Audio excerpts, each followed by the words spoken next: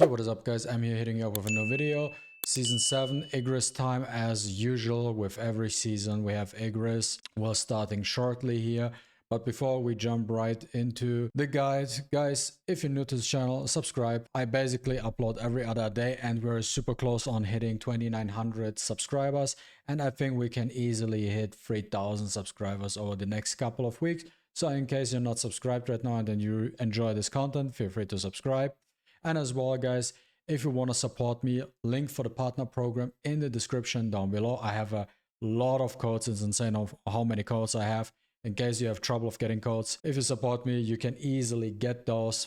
That's for that. Let's jump into the video. Okay guys, so let's take a look at the build real quick. When it comes to the shadows, I like using Igris as a leader for this specific battlefield of time, just because of the extra crit that helps out. And Iron and Serbi is quite standard. I mean, for hunters you always use Iron and Serbi as a support. You could have also maybe used the Rock or even Tank, but I think the Rock doesn't really help that much because there's a lot of RNG and it comes down to the ult of Thomas. You could also theoretically use Kaisel for extra ult damage, but then you might be lacking a little bit of damage with Gogunhi or something going on for phase 1 and 2. So I feel like Igris is the best option for that. Standard build, so in this rotation you want to start with Min, Go and Thomas. When it comes to the build itself, for Min we want to use a 4-piece destroyer set, 4-piece Sylph, full greed on Gogunhi, and then 4-piece toughness and 4-piece obsidian set. Obsidian set is the go-to set anyways, and the toughness set you can also go with Warmonger set, but the reason why we use the toughness set is just for the extra 8% crit, just to reduce the amount of RNG you have in battlefield of time. You know how it is, guys. It's very annoying. And then when it comes to the cores, I have the 2 fire cores here equipped for Thomas Andre. You could also equip one to Gogunhi. I just didn't do it. That's all I used for that build. And yeah, when it comes to the skills, all these skills are level 10 except for old skill is level 7, that is not level 10 yet. And I think skill 1, which one is it real quick, let me check. It is this one, the fighting spirit. This one is level 7 as well. On the other hand, all the other skills are level 10. It is a lot more technical with this BoT as well this time, but for Gogunhi you're also good to go with level 7 stuff. I tested all level 9 worked out as well, so I assume it works with level 7 as well. But I feel like most of you guys, since you have Gogunhi and he's one of your main units nonetheless, you probably have his skills well developed. That's what I expect. I mean, it's not a random unit you don't use, so that's why I think it's fine to use level 10. Okay, so here we are with the step-by-step breakdown of this run. So as soon as you start the run, you are going to cast the circle with Min, and as soon as the animation pops, you want to swap to Gogunhi. You do one dash in the front and go right between where these guys are. They are in the circle, and you're going to use skill 2 with Gogunhi. So you damage these. After this one finished, you follow up with the core attack of Gogunhi, and then this is a little bit of freestyle what you can do. You can now follow up, either you can dash in front of you, use skill 1, or you can dash to the side and then use skill 1. Whatever you want to do. At the end of the day, you just do a dash, and then the next enemies are spawning and you're going to use skill 1 with Gogunhi and then swap to Thomas. Once you are with Thomas, you're gonna use skill 1 into his core attack. Now, if you are maybe insanely lucky, you could use his skill 2 into a dash to trigger his ult, but it really is iffy sometimes here and then. Also depends on how many advancement you have, so we want to go the safe route here. So after that you want to use skill 2, basically kill all these minions, and after we finish the skill 2 animation, this is where we trigger his ultimate skill to transform into this steel tyrant.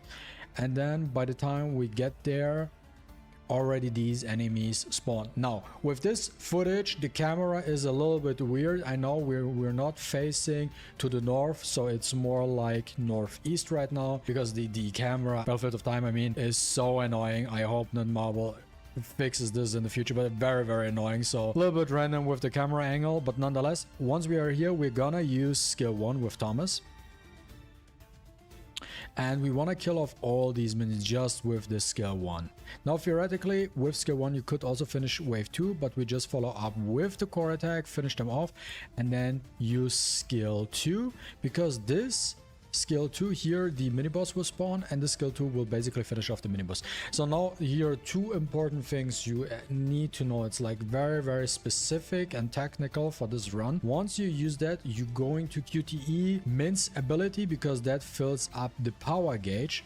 Now the interesting part is what you can see here. As soon as we can maybe see the skills right here, you see I have the ultimate skill here at the bottom, right? Now the boss is done. What you want to do, this is like a very, very specific and tight window, but once you get into the situation and kill the boss and it's going dark, when it's going dark, this is when you want to spam the ult button. Spam the ult button. You don't really see it sometimes, like if you're doing it super late you don't even see it, but here in this frame you can see I triggered the ult skill of Mint. Why am I doing that? Now when we go into the phase with Igris, I do not have to cast Mint's ult skill in that phase anymore, so that saves me 4 seconds for this run. So that's why, and it's a very tight window. It depends on how fast Thomas kills the mini boss, but this is what you want to do. So ideally you want to be in this stage and your ult skill is on cooldown because you already triggered it, so you're saving time at this point. So now we're at Igris. You want to dash twice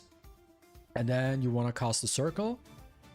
Once you cast the circle, we want to switch to Gogonhi and use skill 1, follow up with core attack, and when the ult is full, hopefully you're gonna use the ult, and as soon as we casted the ult skill, we are gonna cast our shadow army, use skill 2, then after skill 2 follow up with the core attack.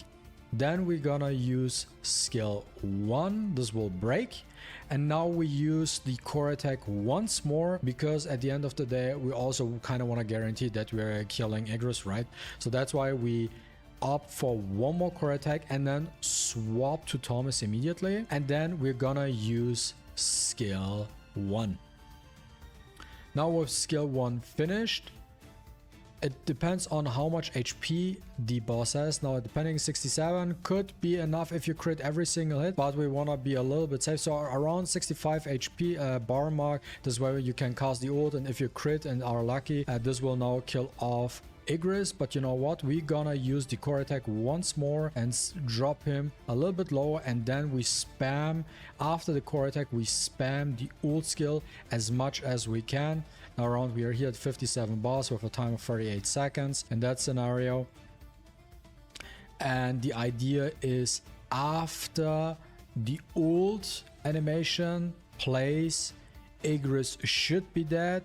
If you are lacking, let's say, a little bit of damage and you cannot finish him off, it is fine, because Igris will be still down in this situation. Now you can use skill 1 into core attack again. This sums up the entire run strategy for Battlefield of Time Igris Light with the Hunters. If you enjoyed watching this video, don't forget to leave a like and a comment down below. Deuces.